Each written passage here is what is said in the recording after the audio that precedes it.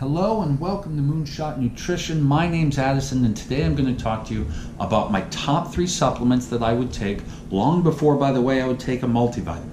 Just so you know, the reason I recommend these 3 supplements is all 3 of them are near impossible anymore to get from your diet. They have huge number of beneficial effects, which I'll go through each one. And they are really cost effective, which means they're not too expensive, although one of them definitely has a fair amount of expense to it. They're not too expensive, and they have amazing results that apply to almost everyone. So to start with, I'm going to talk about vitamin D3.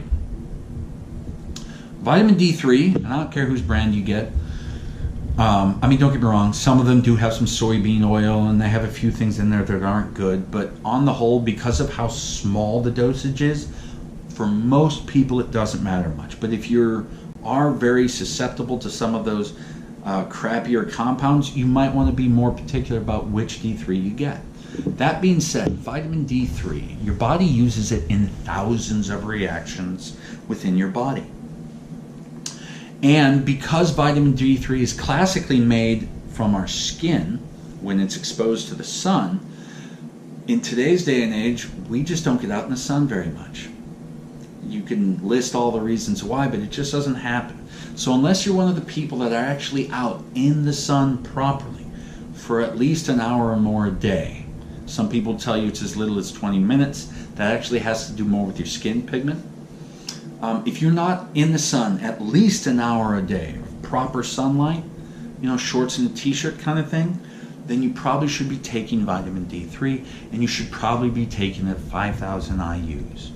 The good news is it's dirt cheap.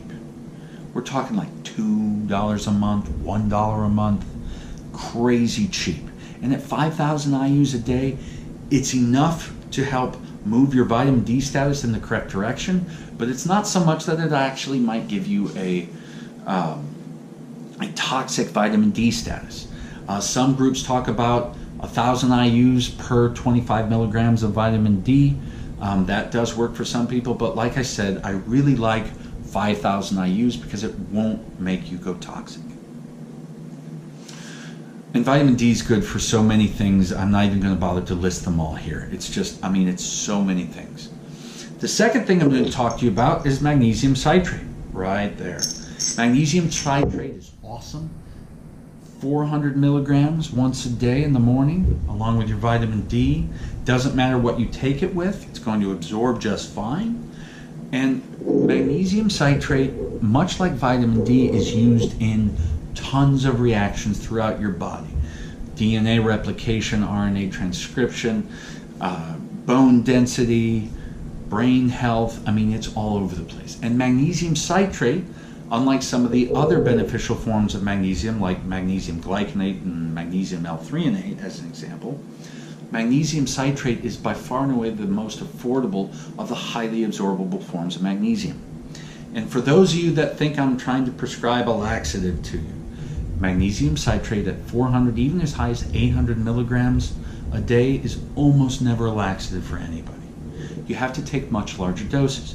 And classically, the magnesium that actually works best as a laxative, like magnesium carbonate, your grandma would have called it milk of magnesia, I believe.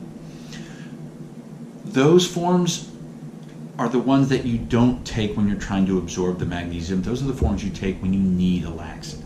And yes, I do know that some hospitals will use magnesium citrate as a laxative, but they do it because they give you much larger doses, in excess of a gram. We're talking about 400 milligrams here. And again, it's easily absorbable. Anybody can take it. And because our modern soils have been so depleted over hundreds of years of intensive farming, that's why people can't get enough magnesium through their diet anymore. And we already mentioned that when it comes to vitamin D, you don't get it through your diet. So that's why you probably should be taking these supplementally. You just can't get them in your diet. The last thing you cannot get an adequate supply in your diet is curcumin. Curcumin is perhaps Mother Nature's greatest anti-inflammatory compound. So here's the quick things you need to know about curcumin. Number one, yes, it comes from turmeric. No, you will not get enough of it from the spice to make a real difference. I know it'd be great if we could just add the spice to everything, but you're just not going to get enough. And the only populations that do are populations like Indian population, where not only they're taking it throughout their entire life, but they add it to meals all the time. We don't do that here. We usually start taking it when we're in middle age, and by then so much damage has happened that we need a much larger dose to try and help reverse that or stop the damage from getting worse.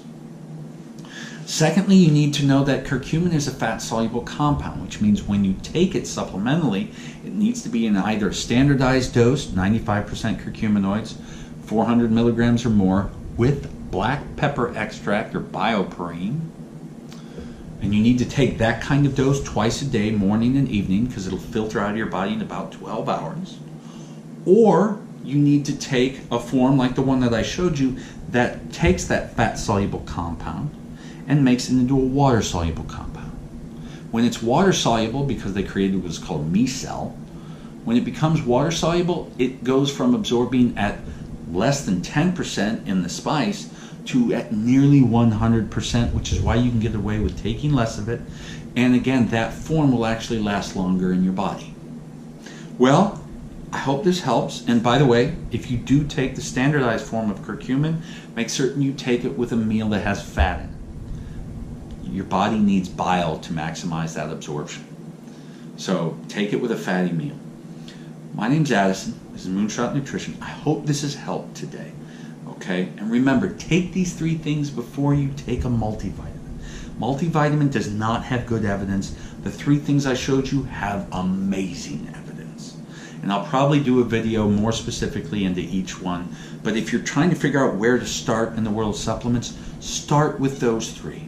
They will have the most benefit for the most people, the best bang for your buck, right? Sustainability, effectiveness, and simplicity.